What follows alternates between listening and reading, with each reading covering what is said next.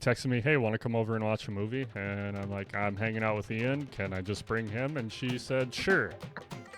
Oh, that makes it sound so terrible. Oh yeah, this girl invited me over for a movie, and then I just said, hey, can my friend come with? What?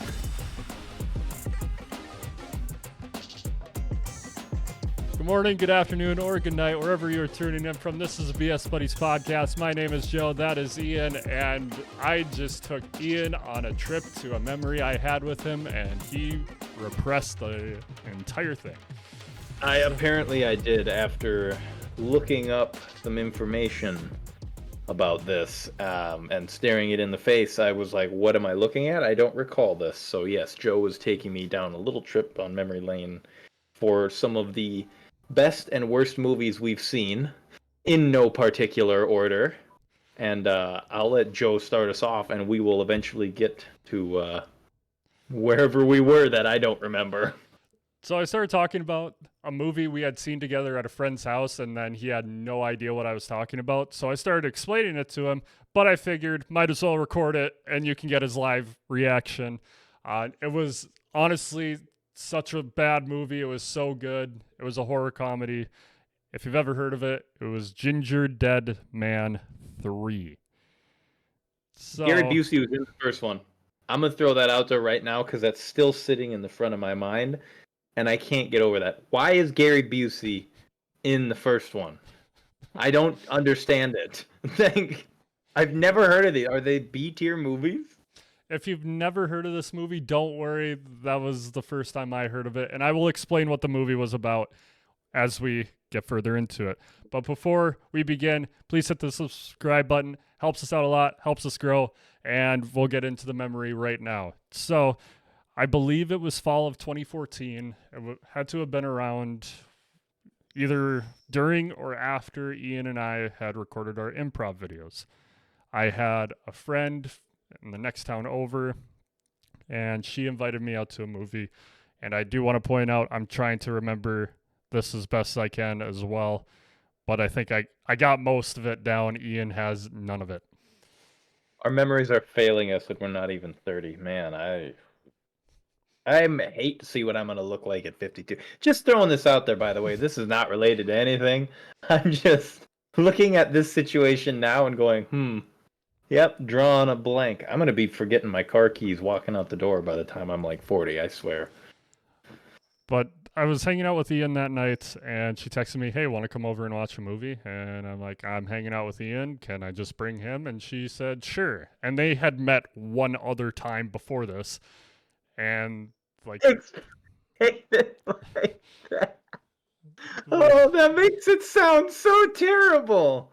Oh yeah, this girl invited me over for a movie, and then I just said, hey, can my friend come with? What? I know I worded it bad, but I'm getting to it. It wasn't as bad. But I remember driving to her house listening to Jimi Hendrix with Ian. I even remember that. We get there. Probably. We go into her house, and she said, hey, this is my boyfriend. How old do you think he looks? Right away. And we're both like, what? And I feel like Ian, do you remember this at all? like it's right there. I can almost picture it, but it's like not. Keep going. Just let me process. Let me process. We had to have been about 7. I think we were both 17 at this time, with how our birthdays lined up, and she was 1 year younger than us. And she's like, how old do you think he is? And Ian's like 18 or whatever. And me, I'm like, I'm going to go the opposite direction. I think this guy is 16. And she's like, okay, great. And apparently he was 21. So it's like, okay. I don't know if that answer makes it better. I think that answer makes it worse. Yeah, it definitely does. He was either 18 or 21. I feel like I know why I repressed this memory now, and why this is not coming to mind. You know what? We're 26, and they're actually married now, so it worked out. All right. I'll going. take your word for it. We we sit down, and she's like, "We're gonna be watching Gingerdead Man 3," and I think we were both like, "Okay." Like I had no I just idea. want to I just want to point out, I'm sorry to stop you again, but I just want to point out that as far as we've gotten in the story so far, folks, Ginger Dead Man 3 is what Joe led with when he initially started this memory lane deal.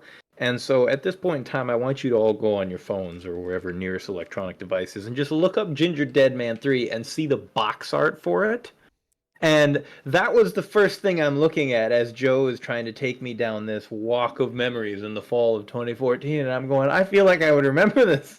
I feel like I know why I can't remember this. And it's staring me in the face. Yeah, it's an interesting one. Uh, she brought out the movie, and for some reason, like the TV, the color wasn't working. And this movie's from 2011. I just looked it up to make sure Ian and I were looking at the same movie to make sure. But Horrific, isn't it? there was no color. It was black and white. And then she was kind of like panicking, like we don't have color, and she just looked back at us like, "Do you mind if it's in black and white?"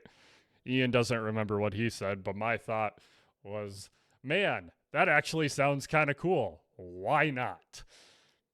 Why not watch this movie I've never heard of?" We should have went full 1920s and hit mute too, and just turn captions on. So it was like we were watching a That silent. Just have like with some ragtime playing in the background as he's like stabbing people with his knife or whatever. I don't know. with how this movie is, that would be the worst idea I've ever seen. Or the best. You don't know. I You mean, got to try it. I Don't will knock it say till you try it. I will say it was honestly an awesome movie. It was so stupid, so funny. And the premise of it, which I said I'd get to, is there's Gingerbread Man. I don't know his backstory. We watched we watched the third one and not the other ones. And it's just a serial killing gingerbread man who somehow, I think he was locked up right away, escapes prison. Don't remember how. I really want to rewatch the movie. You think we missed out on the lore because we didn't see the first two? Well, now You think we're missing? You think we're missing part of the story here? Maybe they're connected. we got to watch the first two, but it takes place at a roller rink, and he gets to the roller rink somehow and just starts like murdering teenagers, and like they're just Like you having do. fun. No one's on, like, they don't panic, they don't know what's going on. He's just murking people left and right, dragging them off somehow somewhere. No, no, And that I understand his frustrations there. I don't feel like he was being the villain there. Have you ever been to a roller rink? Man, you get in the middle, you try to start a Congo line, some idiot named Dave screws it all up. Yeah, I'd start murdering people too. I don't think he's wrong yet. I'm just throwing that out there. Continue with your synopsis, but I don't think he's wrong yet. Let's go a little um further. I don't know if I can go much further because there was one scene I remember, and a gingerbread man should not be able to do that with his body. I just yeah, I don't I want don't to get want to know. canceled off these platforms, people. I don't want to know what the answer is. I don't if that's the case, I don't need to know what the answer is. They'll let you know off record. uh, God, yeah. but I I had a good time watching it. It was like it's one of those movies that's so stupid. It's So over the so top. good. It's so So good. b- so bad it loops around back to being good. It Which had I was well, did you have a finisher for that one? I was just gonna say it's been almost a decade since I've watched it, so my take could be different. I think I see why I've repressed this memory in general. Like there's faint pieces of it that feel familiar, but I can't paint the whole picture, if you know what I mean. My inner Bob Ross ain't coming through. Yeah, But this movie sounds like I'd probably agree with the dude. I don't know. He starts murdering people, so I don't know. Couldn't tell you. yeah. I don't know what else to say on that front.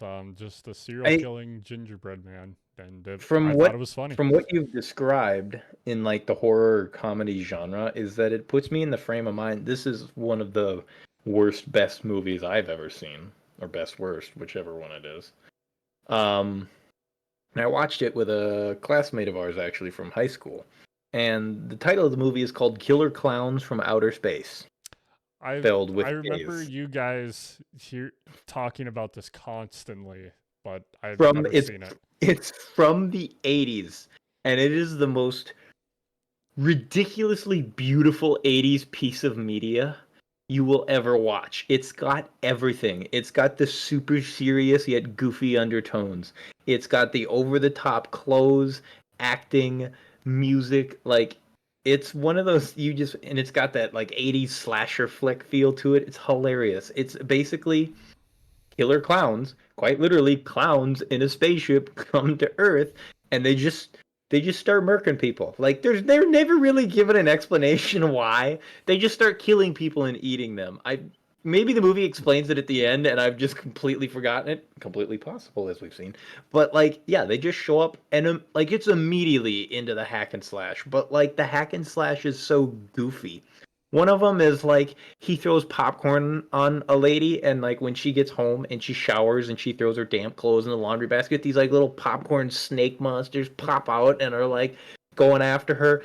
There's one, it's the middle of the night, and there's like seven people at a bus stop, and this clown is across the street making little hand puppet shadows on the wall behind him with the light from the street lamp somehow, and then he makes his fingers look like a T-Rex and he goes and the shadow just eats all seven of these people who are inexplicably waiting at the bus stop at 9 o'clock at night.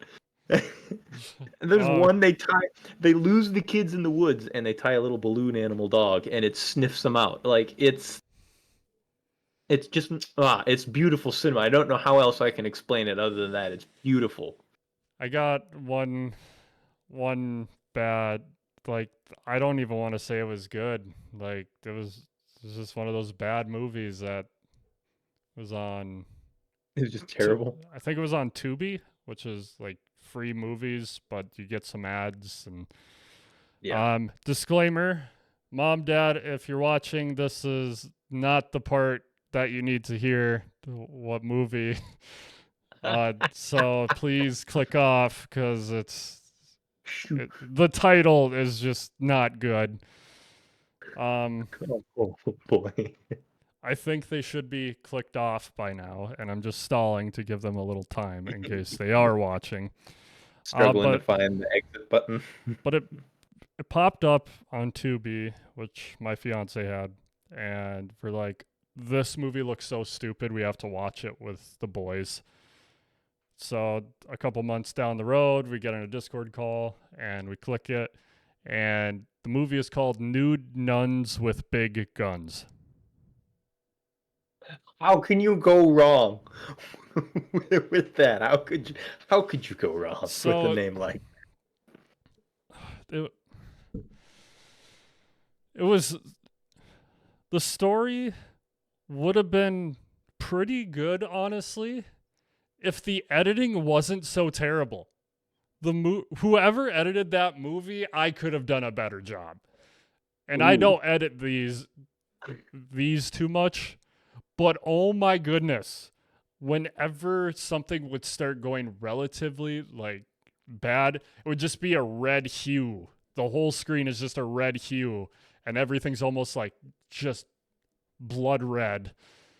It's the blood splashing on the camera, and they just never washed it off.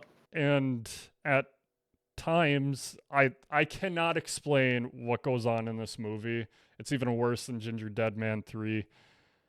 But what they zoom in on at different times is just so odd. Like they'll zoom in on something, then they'll zoom out, then they'll zoom back in, zoom out, zoom back in. Like the zoom outs will be in different areas, but the zoom in is always in the same spot.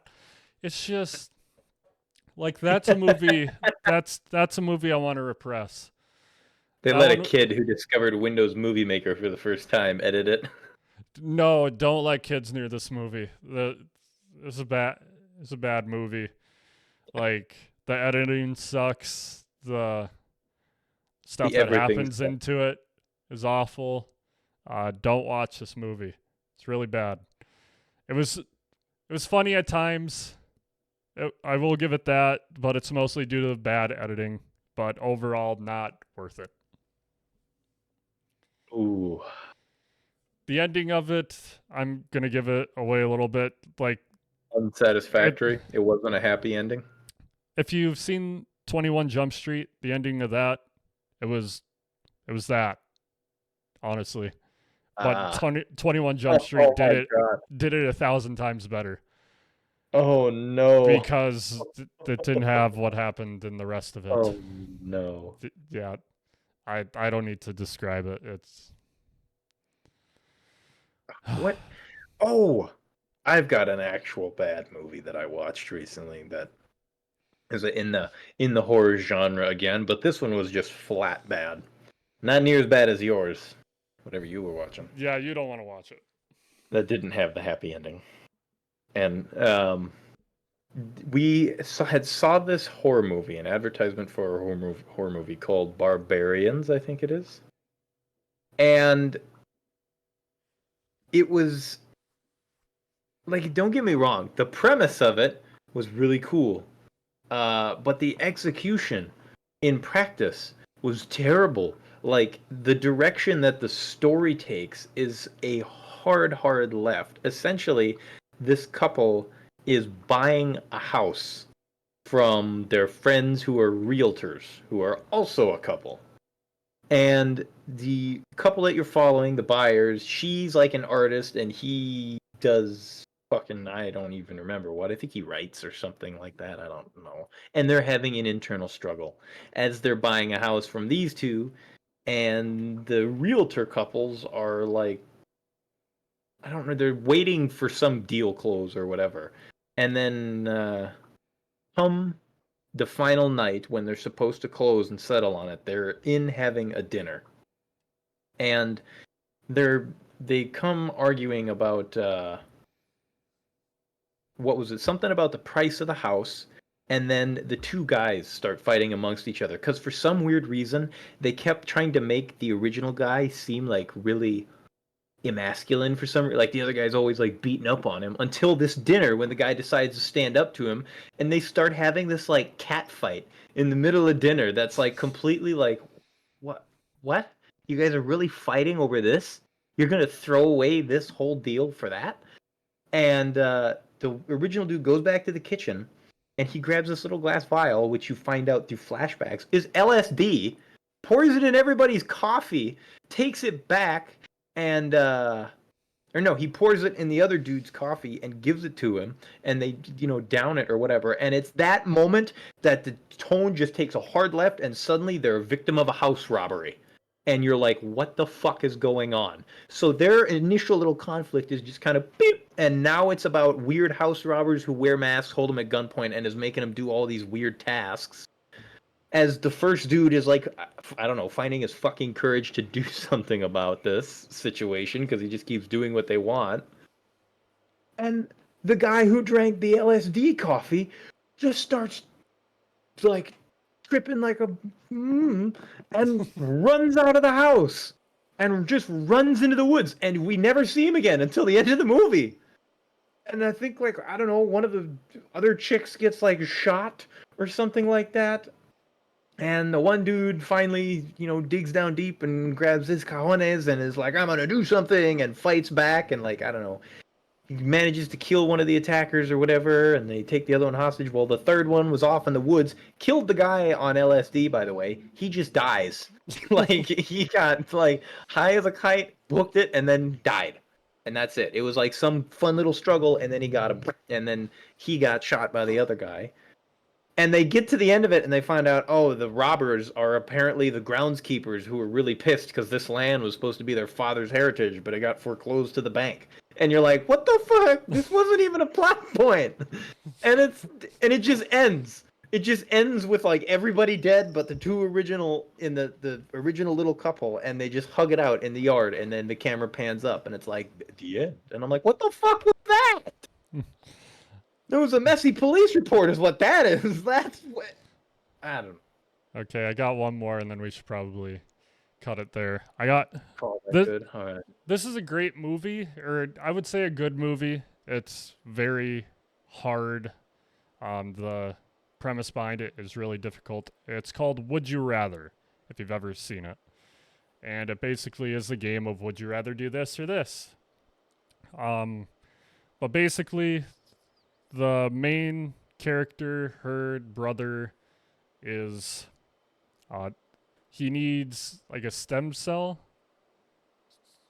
surgery. I think that's how you say it. Uh, Spinal sorry, surgery. yeah, Spinal surgery. We'll just say that. and That makes it and easy. and she can't afford it. So this one guy says, "Hey, I'm hosting a dinner where you can win money and have the whole surgery and everything paid for it." Because I think the only person who could do it is like overseas, so they would have to fly, get it done, and then fly back. So it's super expensive. So she goes to this dinner party with all these other people who are gonna win a bunch of money, and they're like, "Oh, would you rather kiss this person or this person?" And then they're like, "Okay, if you still want to play, now's your time to say, like, now's your time to leave if you want to leave." And then no one leaves. They shut the doors, and two security guys block it, and then it gets pretty violent. Like one of the first ones is like, would you rather shock yourself or someone, the person sitting next to you, with like 10,000 volts? I don't know exactly what it was.